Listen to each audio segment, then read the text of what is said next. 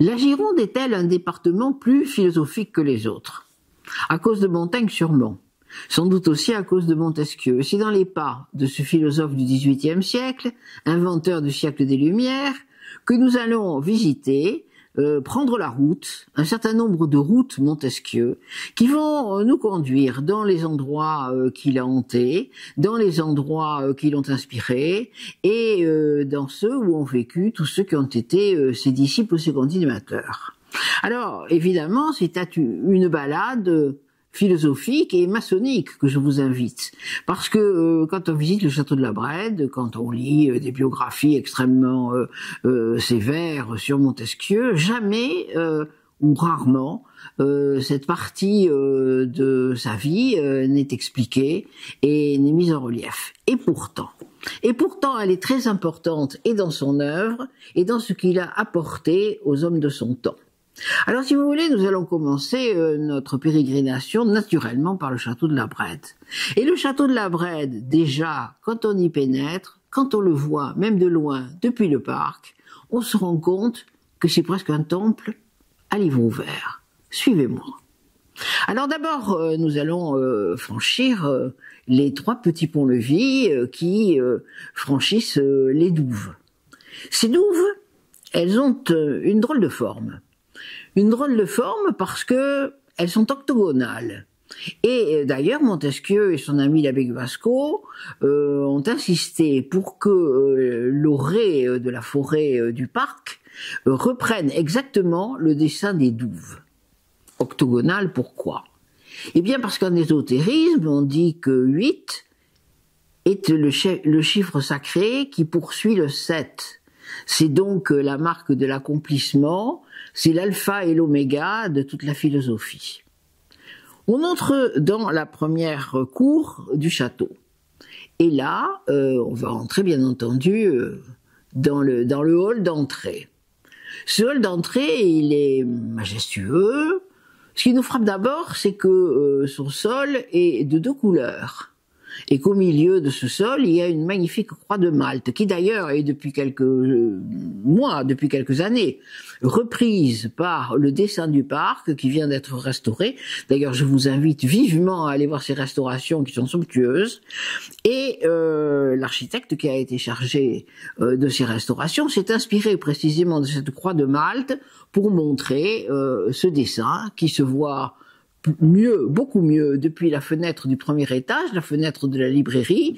C'est sans doute depuis cet endroit que Montesquieu le contemplait, et donc qui explique quelque chose de ce qu'il croyait. Alors, ce pavage en 2 couleurs. De quoi s'agit-il? Ben, il s'agit de ce que les francs-maçons appellent le pavé mosaïque.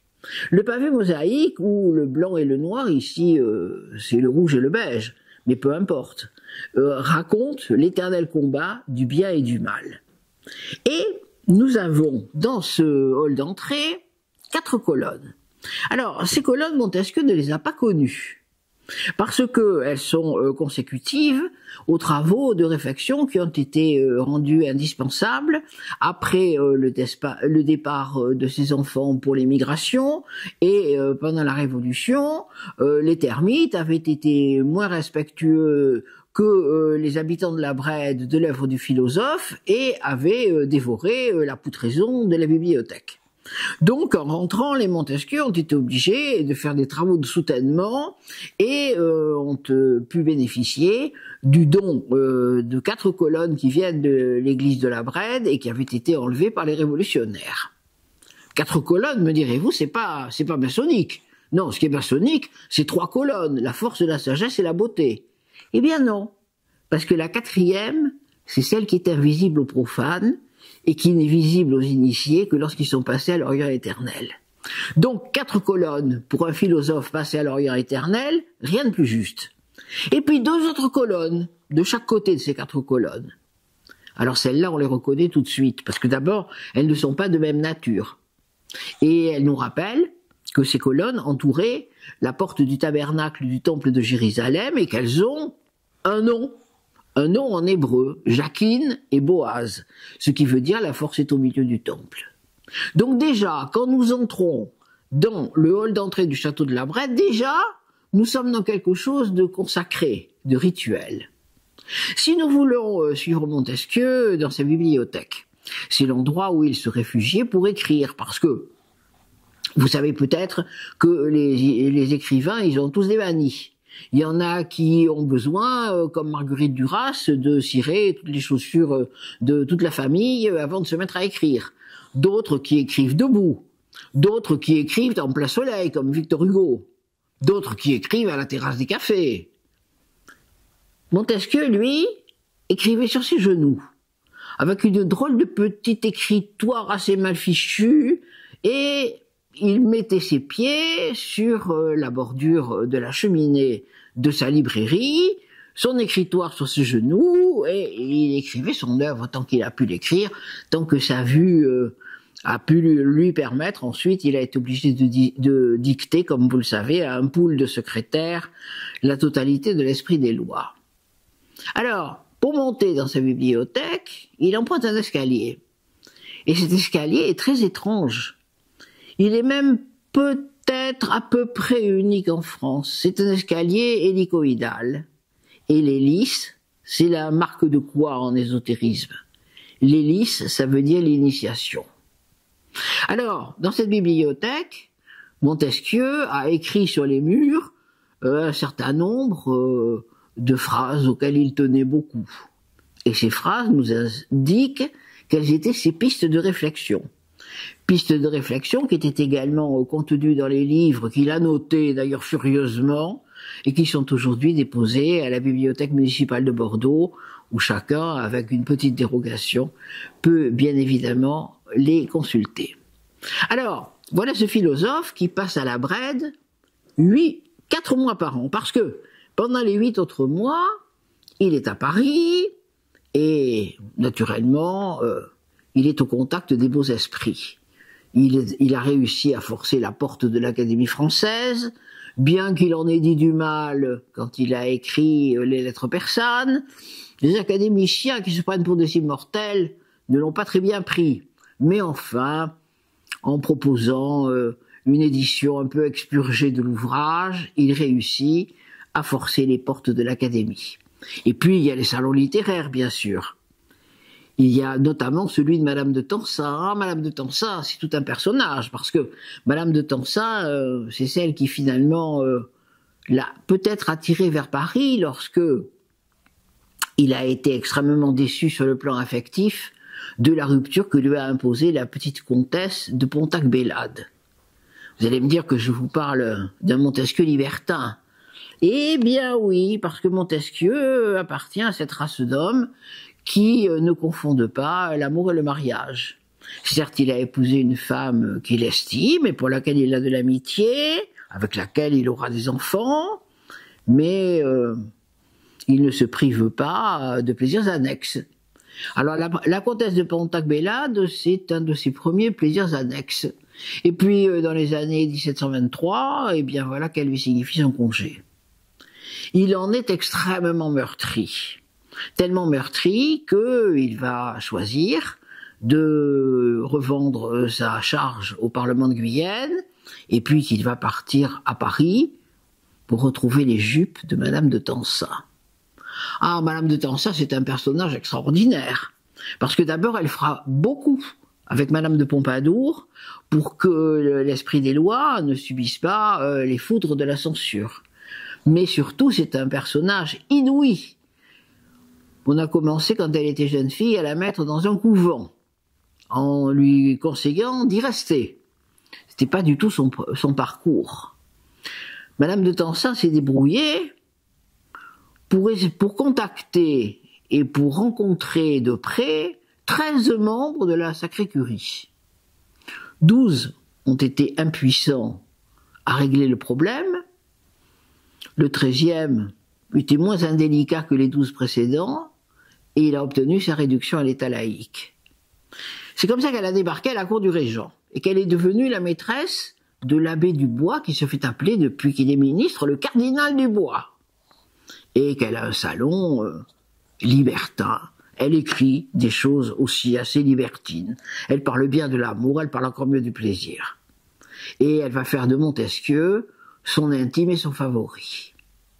Alors, voilà ce personnage qui va osciller entre le salon libertin de Madame de Tencin et puis un temple qui est rue de Bussy, où il va initier des quantités de gens, dont un personnage qui aura une influence considérable sur la politique de la France, c'est Maurepas, qui va devenir probablement le plus long ministre que la royauté et la République ait jamais connu. Alors, Montesquieu a été initié à Londres en 1730. Et il a été initié à Londres par Anderson, qui est un pasteur, et par Desaguliers, qui est un physicien. Et il se trouve que ce Desaguliers est le fils d'un pasteur Desaguliers qui a été en poste à Bègle, puis à Étré, en Charente-Maritime, et quand il a été en poste à Bègle, c'est lui qui a converti à la religion prétendue réformée la totalité de la famille de Lalande, qui est la famille de l'épouse de Montesquieu. Et quand Montesquieu est initié par ces deux grandes personnalités de la franc-maçonnerie, il leur dit, il y a une chose qui m'étonne, nous sommes dans un pays qui s'est déchiré entre les protestants et les catholiques depuis pas mal d'années. Nous partageons des ouvertures sur l'approche de la parole divine par ces deux religions, et vous venez tout de même de m'initier avec un rituel qui est très inspiré par le jacobitisme et par la religion catholique la plus austère. Ne serait-il pas mieux, pour nos idées, de faire de nos loges un endroit où on pourrait discuter librement de l'approche que nous faisons de la religion? Alors, cette idée va enthousiasmer Anderson et Desaguliers, et va permettre à la franc-maçonnerie de conquérir tous les pays protestants dont elle est jusqu'alors absente.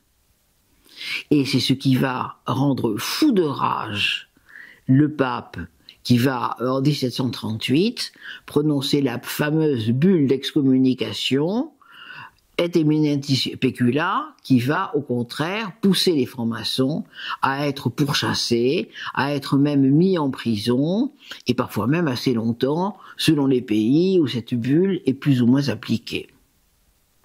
Alors voilà ce personnage qui nous apparaît déjà comme en rupture, qui n'hésite pas à faire scandale, qui n'hésite pas à écrire des ouvrages qui ne passeront manifestement pas la censure, et qui va, cependant, être un des grands phares de la pensée du XVIIIe siècle. Alors, si on le suit dans sa propriété, si on le suit dans la campagne qui l'entoure, on voit un Montesquieu au saut du lit, comme il dit dans sa campagne gothique. Au saut du lit, ça veut dire qu'il porte des sabots, ça veut dire qu'il n'a pas mis de perruque, ça veut dire qu'il est escorté par son valet l'éveillé, qui n'a d'ailleurs pas volé son patronyme, parce que c'est un homme extrêmement malin, ça veut dire qu'il veille à la salubrité de ses vins, ça veut dire aussi qu'il en fait commerce, et qu'il prie les dames qu'il a séduites en Angleterre et ailleurs de devenir ses représentants commerciaux, avec un certain bonheur d'ailleurs, et puis il parcourt son territoire, sa baronnie. Et là, il va aller jusqu'à Saint-Morillon. Alors, je vous recommande de mettre vos pieds dans ceux de Montesquieu en visitant l'église de Saint-Morillon. Parce que c'est une petite église qui, de l'extérieur, ne paie pas tellement de mine. Mais à l'intérieur, vous avez un mobilier liturgique extraordinaire. Et vous allez trouver à l'intérieur de ce mobilier liturgique des quantités de symboles qui montrent la proximité des symboles maçonniques avec les symboles de la religion chrétienne. Alors vous observerez naturellement un delta lumineux magnifique et doré, vous observerez une vierge nattée. La natte, vous savez, c'est cet enroulement qu'on ne peut pas défaire, et qui symbolise le soutien, et qui symbolise aussi la tradition et la transmission.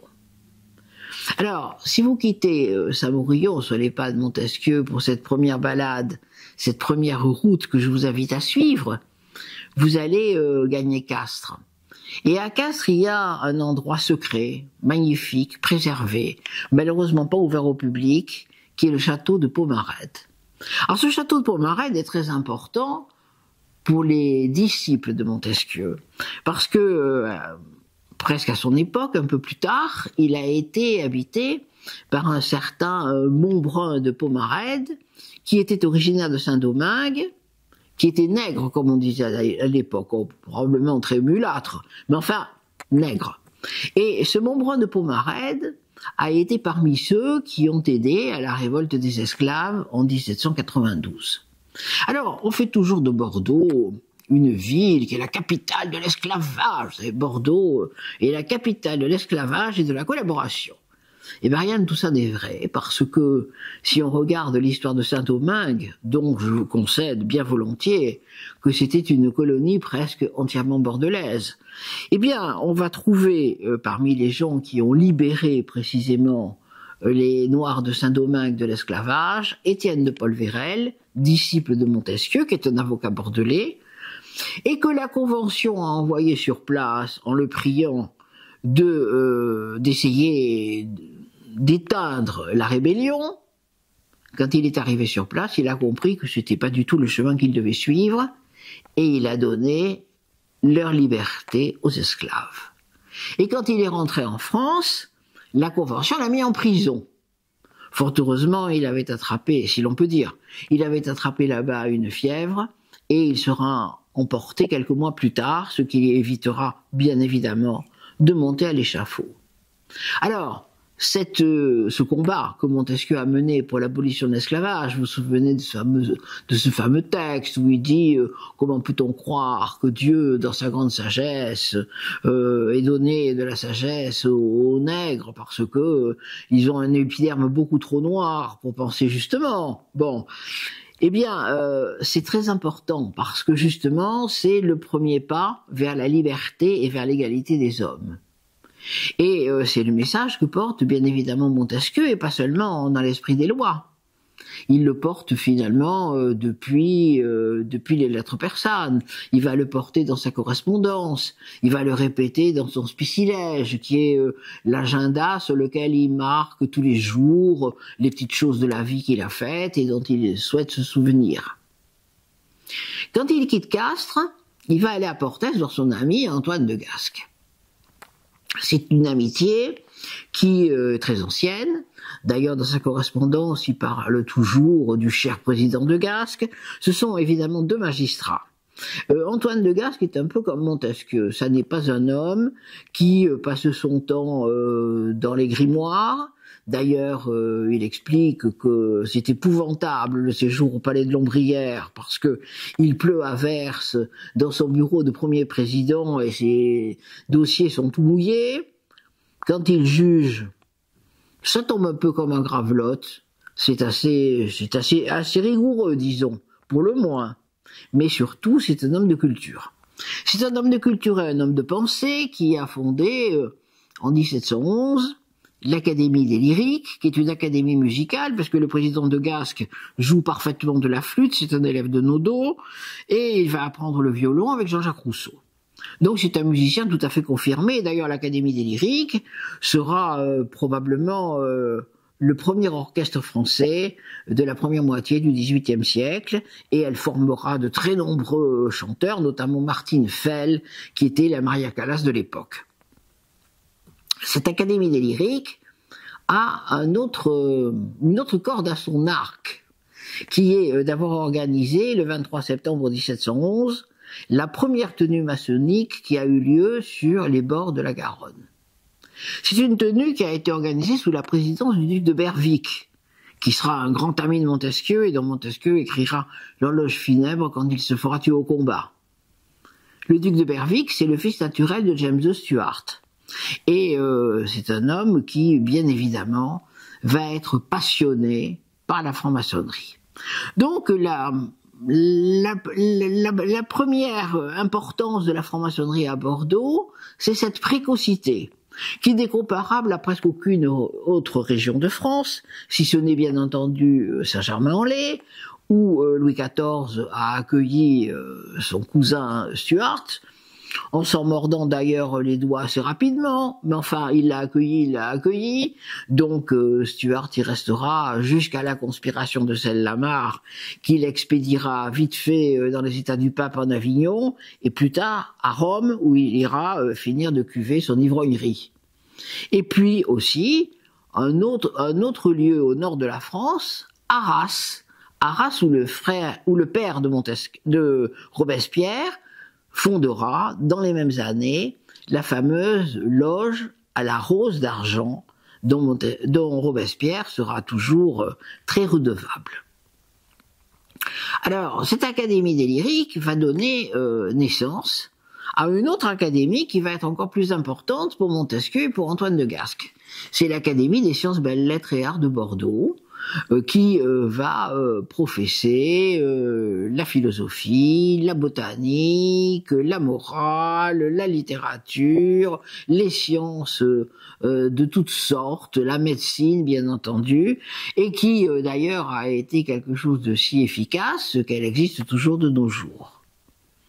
Montesquieu est membre de l'Académie française et président à plusieurs reprises, directeur à plusieurs reprises de l'Académie des sciences, belles-lettres et arts de Bordeaux, et ça compte énormément, bien entendu, beaucoup pour lui.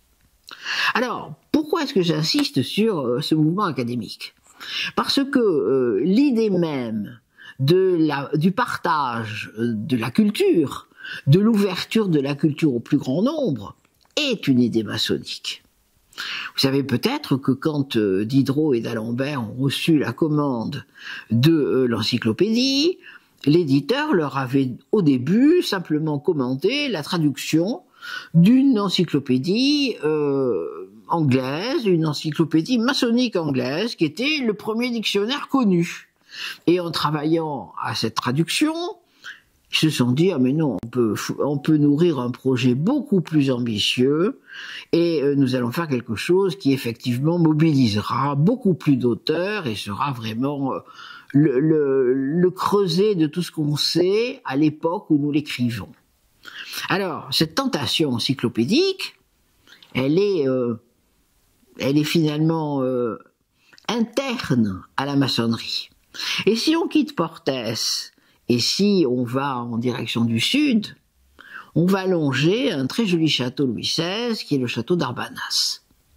À ce château d'Arbanas, d'abord il est dans un parc ravissant, ensuite il y a des grilles somptueuses.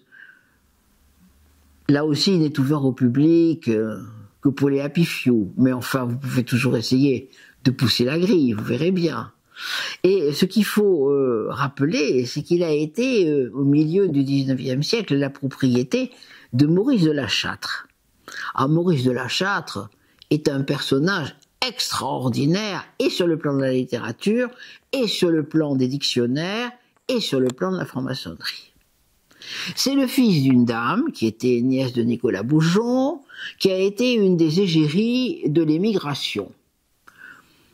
Peut-être que son fils a diversement jugé la manière dont elle s'était conduite à ce moment-là.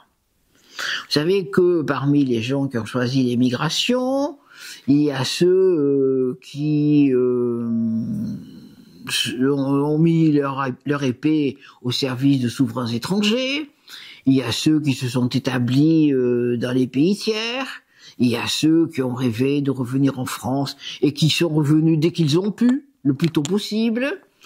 Et puis, il y a des dames qui, ma foi, ont essayé d'améliorer leur vie en la prenant comme elle venait, et c'est le cas de Madame de La Châtre. Il est probable que son fils en a été un peu blessé, et il va adhérer à un mouvement qui a été créé par un garçon qui lui-même a été extrêmement blessé de la manière dont son père agissait, c'est Saint-Simon. Parce que Saint-Simon, d'une aussi grande famille soit-il, eh bien son père a fait partie de ce qu'on appelait sous la Révolution la bande noire. Qu'est-ce que c'était? C'était des financiers véreux qui rachetaient les biens saisis, que ce soit ceux des émigrés ou ceux du clergé, et puis qui les découpaient en tranches, et qui avaient même rêvé, en ce qui concerne le père de Saint-Simon, de découper en tranches la cathédrale Notre-Dame de Paris. Fort heureusement, le 9 Thermidor est arrivé avant qu'il y parvienne. Mais c'est vous dire un peu la psychologie des personnages. Saint-Simon a donc été extrêmement blessé de la manière dont son père s'était conduit.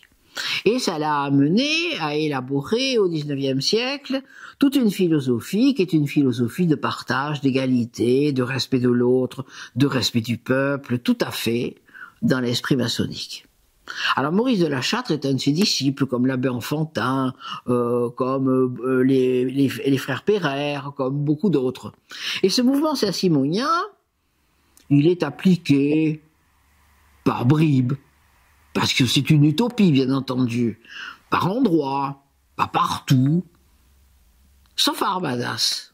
Sauf à Arbadas, où Maurice de la Châtre crée sur ses terres un véritable kolkhoz, lance une monnaie du village et partage équitablement avec tous ses obligés. Il est éditeur, il va devenir l'éditeur de Karl Marx, le traducteur du Capital, il va éditer Proudhon, il va éditer Eugène Sue, dont les mystères du peuple évidemment font scandale, et voilà quel est ce personnage qui mourra à Arbanas, en ayant appartenu au moment de la fin du XIXe siècle aux premiers ateliers ouvriers qui seront ouverts en franc-maçonnerie. Vous savez que les francs-maçons ont coutume de fêter au mur des fédérés toujours les victimes de la commune. Eh bien, Saint-Simon va appartenir à ce mouvement qui donc créera des ateliers ouvriers. Drôle de personnage, n'est-ce pas? Drôle de personnage qui mérite qu'on s'y attarde et qu'on l'évoque, et qui se réfère bien entendu à l'œuvre de Montesquieu pour élaborer ses propres théories. Ensuite, quittons Arbanas et allons vers Barsac. Et sur la droite de la route, nous trouvons un ravissant château Louis XVI, qui est de Molière, un des disciples de Victor Louis. Ça s'appelle le château Nérac. Et ça fait allusion à la famille qu'il a fait construire, qui est une famille de négociants bordelais, travaillant beaucoup avec les colonies. Nérac, le chef de famille, a été député du tiers-état à la réunion des États généraux. Bon, très bien. Et ils sont protestants. Ils sont même si protestants que Madame Nérac a décidé de trouver un précepteur pour ses enfants plus protestant que Calvin lui-même. Elle ne l'a pas trouvé en France. Il a fallu qu'elle aille le chercher en Suisse, et ce précepteur s'appelle Jean-Paul Marat. Alors Marat, vous le connaissez comme un journaliste, comme l'homme qui a été assassiné par Charlotte Corday, comme un pamphlétaire, comme un type assez insupportable, terriblement révolutionnaire. Mais vous n'avez pas connu le Marat qui est venu fréquemment au château Nérac. Parce que ce Marat-là a 17 ans. C'est le jeune précepteur des enfants Nérac. Il est déjà polyglotte, il parle naturellement le latin, le grec, l'anglais, l'allemand, le français et l'italien. Bien sûr, c'est un minimum. Il a tout lu. C'est un peu aussi un autodidacte. Et il est si entiché de Montesquieu qu'il va concourir pour un prix que l'Académie des sciences belles-lettres et arts de Bordeaux a fondé, et qui est précisément un hommage à Montesquieu. Alors Marat a fait un très beau texte d'hommage à Montesquieu qui vient de son cœur et qui, espère-t-il, ira vers les cœurs. Eh bien pas du tout, parce que ce texte est jugé complètement révolutionnaire, et le prix va échoir à un obscur abbé de Langoiran, qui a fait un texte assez atone en hommage à Montesquieu, mais qui est bien dans le genre répétitif de l'époque. Alors Marat est furieux, il va claquer la porte des Nérac, il va quitter la France, il va aller s'établir en Angleterre. C'est là où il va passer faire des études de médecine, passer son diplôme de médecin, devenir neurologue, car il est un des premiers à s'intéresser aux maladies mentales. Il va y devenir franc-maçon aussi. Et il va écrire son premier livre qui s'appelle « Les chaînes de l'esclavage ».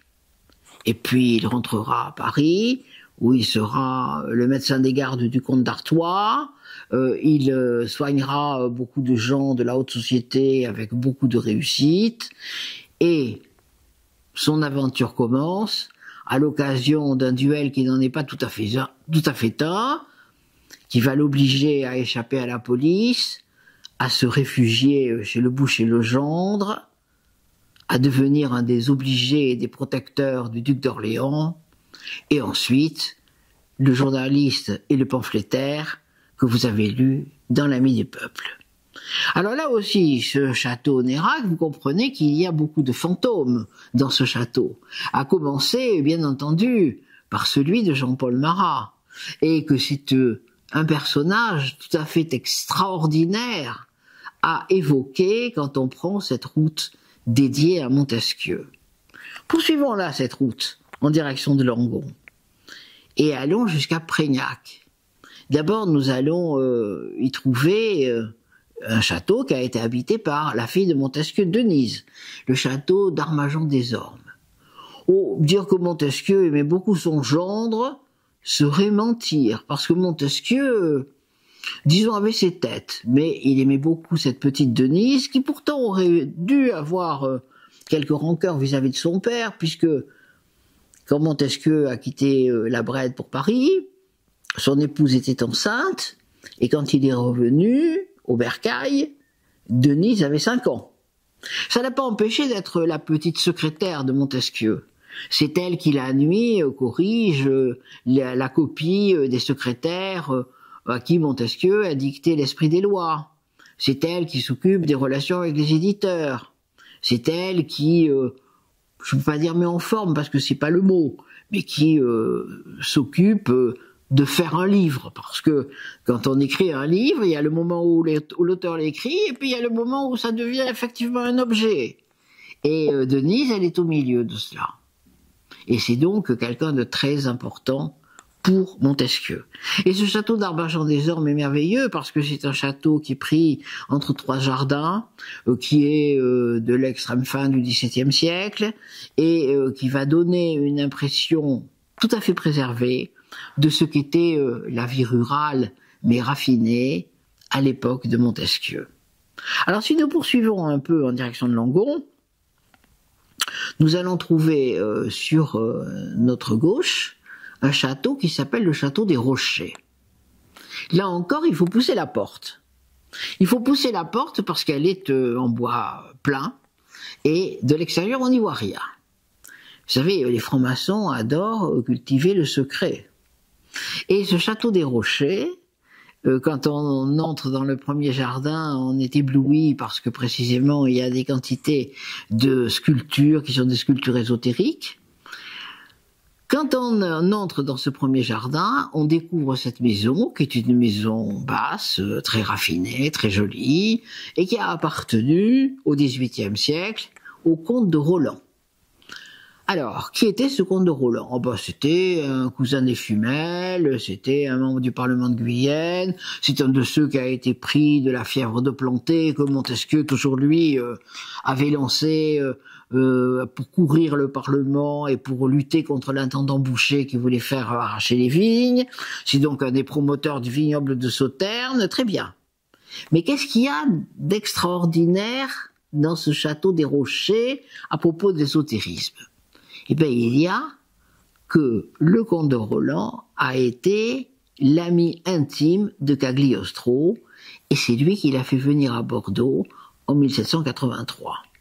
Alors Cagliostro, me direz-vous, c'est pas sérieux, c'est un escroc, c'est n'importe quoi, c'est le héros de l'affaire du collier. Ben, tout ça n'est pas juste. Parce que Cagliostro était un personnage tout à fait hors norme.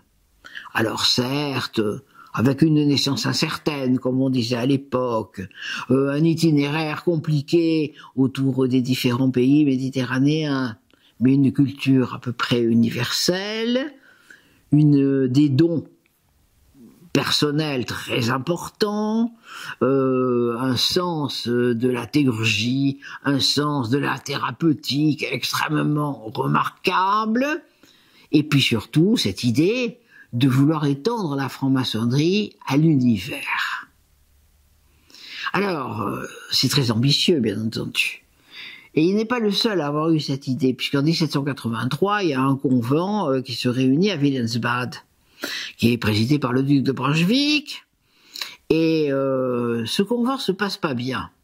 Se passe pas bien parce que les Français ont envoyé le marquis de Virieu et Villermoz, le grand illuministe lyonnais, qui estiment qu'il est de leur droit d'être au fond les chefs de ce mouvement européen maçonnique.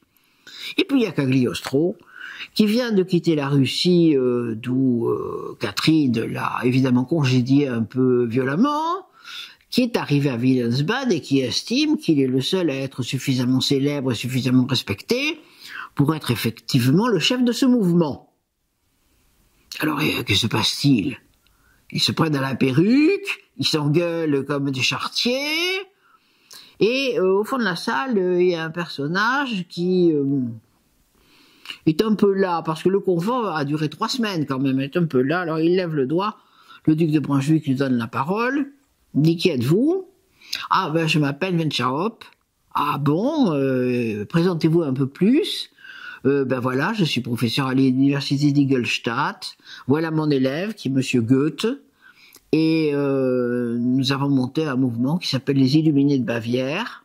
Ah très bien, dit le duc de Brunswick, et alors je pense que nous avons assisté à une querelle qui n'a pas lieu d'être sous nos colonnes, et que la franc-maçonnerie, c'est pas ça. Ah bon? Eh bien, dit le duc de Brunswick, donnez-nous donc la définition que vous faites de la franc-maçonnerie. Oh, c'est très simple, répond Wenschaop. C'est très simple. C'est l'art et la manière de foutre le bordel. Ah, dit le duc de Brunswick, quelle étrange définition. Et quand il rentre à Paris, le marquis de Virieu demande audience à Louis XVI et lui dit sire, attention avec les francs-maçons, parce que Louis XVI a été initié à la loge des 3 frères à l'Orient de la Cour, comme son frère Provence et comme son frère Artois. Il dit attention aux francs-maçons, parce que je rentre d'un convent en Allemagne et ce que j'ai entendu est effrayant. On parle de révolution. Et Louis XVI répond à Virieu: mon cher Goutet, si on devait s'inquiéter pour tous les fous qui racontent n'importe quoi, mais franchement, on passerait son temps en dépression nerveuse, non, ne vous inquiétez pas, ça ne risque rien. La meilleure preuve d'ailleurs, c'est qu'ici tout le monde en est. Donc, il n'y a pas de problème, il n'y a pas de souci. On verra la suite. Mais, ce qui est très important, c'est effectivement les rapports de Cagliostro et de Bordeaux. Alors, Cagliostro va faire un petit séjour à Lyon, et puis évidemment, il est évacué assez rapidement par Villermoz. Il se trouve qu'à Bordeaux, il y a un personnage très important pour l'histoire de la maçonnerie qui s'appelle Martinez de Pasquali, qui vient de quitter Bordeaux pour Saint-Domingue et qui a laissé orphelin une congrégation assez importante d'adeptes. Alors, qu'est-ce que Martinez de Pasquali a de plus que les autres obédiences? Eh bien, Martinez de Pasquali, en 1755, s'est élevé contre Helvétius. Helvétius est un personnage qui a vécu à Bordeaux, nous le retrouverons dans d'autres routes, qui a été fermier général, qui s'est occupé des problèmes des vins et des douanes, qui s'est occupé du problème des accises, tout ça est extrêmement théorique, bien entendu, et il a mijoté d'écrire un ouvrage qui s'appelle De l'Esprit. Il en a parlé à Montesquieu, il a montré des morceaux du manuscrit. Montesquieu n'est pas très content de ce manuscrit de son élève, ou de son disciple, disons plutôt. Et il l'exprime à un point tel que Helvétius attendra la mort de Montesquieu pour publier de l'Esprit. Et quand il publie de l'Esprit en 1755, c'est un beau scandale. Parce que de l'Esprit est le premier ouvrage à mettre en cause l'existence de Dieu. Et c'est ça que Montesquieu ne pouvait absolument pas supporter. Parce que Montesquieu, aussi franc-maçon soit-il, aussi ouvert soit-il sur les approches du dogme, n'a jamais mis en cause l'existence de Dieu. Et c'est pour ça qu'il s'est brouillé avec Helvétius. Mais il n'est pas le seul. Parce que la moitié des francs-maçons de l'époque, une partie va dire « Oh, après tout, Dieu, nous ne l'avons jamais vu, peut-être qu'Helvétius a raison, je sais pas, faut voir. » Et puis une autre partie va se gendarmer, va dire « Mais qu'est-ce que c'est que cette histoire? Mais Dieu, nous le connaissons très bien, mais Dieu, nous le prions, mais Dieu, il nous exauce. Enfin, Helvétius raconte n'importe quoi. » Et puis, non seulement ça, mais nous avons en Suède des frères qui ont mis au point un catalogue de mesures théurgiques pour que Dieu soit présent ou représenté physiquement à chacune de leurs tenues. Eh bien, ce catalogue, nous allons le faire traduire en français, et puis Dieu viendra à nos réunions. Et c'est Martinez de Pasquali, précisément, qui a mis au point ce catalogue de mesures théurgiques, inspiré de Swedenborg, pour demander à Dieu, très poliment, d'être présent ou représenté à chacune des tenues de son rite. Alors, bien évidemment, vous imaginez que ce legs est formidable pour Cagliostro, lui qui fait revenir les morts, lui qui vous invite à souper avec Descartes, qui vous invite à souper avec François Ier, qui vous invite à souper avec Salluste. Bien sûr. Et donc quand il arrive à Bordeaux, on a une lettre de Goethe qui est une lettre assez énervée, dans laquelle il dit « Bravo, bravissimo ». Il est arrivé au Grand Théâtre et tout le monde l'a applaudi, c'est un standing ovation, on l'a applaudi debout. Alors, Cagliostro va être hébergé par le marquis de Roland. Et donc, il va former des adeptes qui vont le porter littéralement en triomphe. Les gens sont à ce point fous des remèdes qu'il peut leur apporter que, vous savez qu'il y a le fameux baquet de Mesmer où on s'attache pour tenir une sorte de baguette en acier qui est dans de la limaille de fer qu'on a magnétisé et on pense que les convulsions qu'on en tire c'est la panacée universelle, ça va vous guérir de tous les maux. Eh bien, en ce qui concerne Cagliostro, c'est la même chose. Il réside sur l'actuelle cours Georges Clemenceau, et là, il faut faire venir la troupe pour disperser les gens qui attendent qu'il veuille bien paraître et qu'il veuille bien imposer ses mains sur leurs écrouelles. Arrive la fameuse affaire du collier, dans laquelle Cagliostro ne peut pas avoir été coupable de quoi que ce soit, pour l'excellente raison qu'à ce moment-là, il n'est pas à Versailles, mais à Bordeaux. Et bien entendu, il va être accusé par la comtesse de la Motte d'avoir incité, je ne sais quoi, volé le collier, incité le cardinal de Rohan à le détourner, l'avoir condamné, etc., etc. Bref, c'est tout un charabia qu'elle propose à la cour, qui ne prendra pas d'ailleurs, mais elle essaie d'en faire sa défense. Et on met, de toute façon, Cagliostro à la Bastille, où il restera 18 mois. Il y restera 18 mois parce que il a un grand chapeau, le grand copte, et c'est assez facile de lui mettre beaucoup de casquettes. Alors il dit même qu'il reste tout à fait au secret, que sa femme était incarcérée en même temps que lui, qu'il ignore qu'elle est détenue dans la même forteresse. Il écrira, quand il en sortira, un magnifique texte qui inspirera d'ailleurs les émeutiers du 14 juillet 1789. Mais ce qui est important, c'est la manière dont il arrive à se tirer de ce guêpier. Parce que le marquis de Roland a une belle-sœur qui s'appelle Madame de Tillorier, qui est l'épouse d'un avocat parisien qui va devenir précisément l'avocat de Cagliostro. Et là encore, c'est comme pour les adeptes de Cagliostro à Bordeaux. Les gens font la queue devant le cabinet de maître de Tillorier pour obtenir la copie de ses écritures. Il faut là encore appeler la police pour les disperser. Donc Tillorier va multiplier les écritures. Il va faire un travail d'avocat absolument extraordinaire. Et puis, Madame de Tillorier subit l'influence du temps. Et elle est également la maîtresse d'un conseiller au Parlement de Paris, lequel, de son côté, va se déchaîner pour essayer d'exprimer à ses collègues du Parlement de Paris qu'il faut absolument absoudre Cagliostro de toute responsabilité. Et c'est ce qui se passera. Il n'y aurait pas eu le chevalier de Roland dans ses relations et Madame de Tillorier, jamais ce malheureux Cagliostro ne serait sorti de la Bastille. Il en est sorti d'ailleurs pour son malheur, parce que il est parti pour l'Angleterre, et puis après, qu'est-ce qu'il lui a pris? Il a voulu aller expliquer au pape qu'entre philosophes et hommes d'église, il pouvait y avoir une certaine fraternité. Il lui a demandé une audience, et il a dit au pape, votre sainteté, pourquoi entre les francs-maçons et votre église, il n'y aurait pas une passerelle, et nous pourrions faire le bonheur du monde. Et le pape a aussitôt appelé la garde suisse et a fait jeter Cagliostro dans les geôles du Vatican, où il sera garrotté au moment où arriveront les troupes de Napoléon Bonaparte.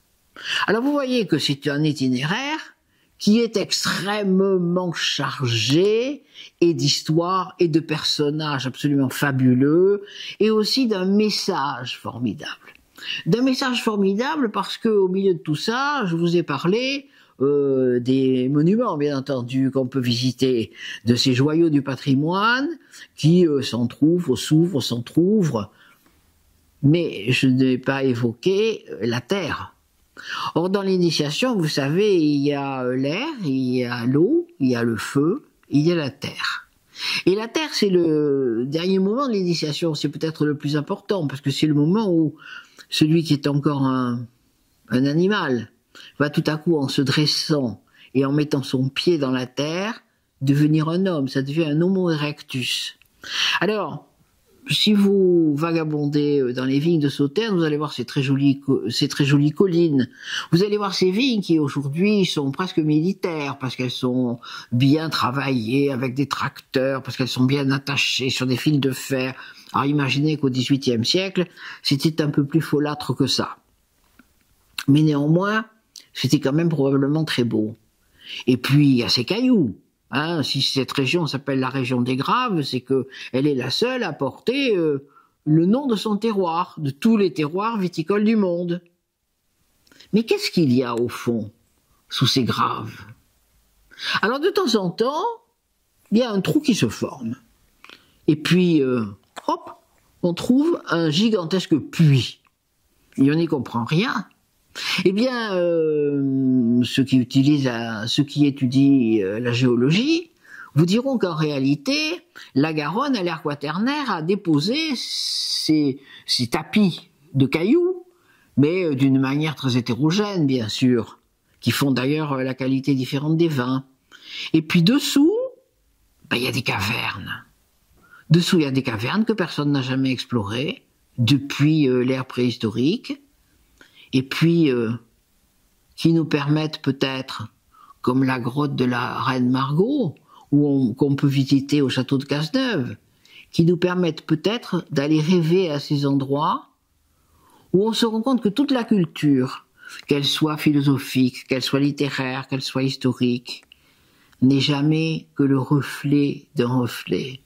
C'est ça le mythe de la caverne, c'est de penser que on part d'une vérité qu'on croit prouvée et essentielle, et puis on se rend compte, en y réfléchissant, qu'il faut que cette vérité nous traverse, et que c'est alors qu'elle cesse d'être le reflet du reflet. À bientôt pour une prochaine route.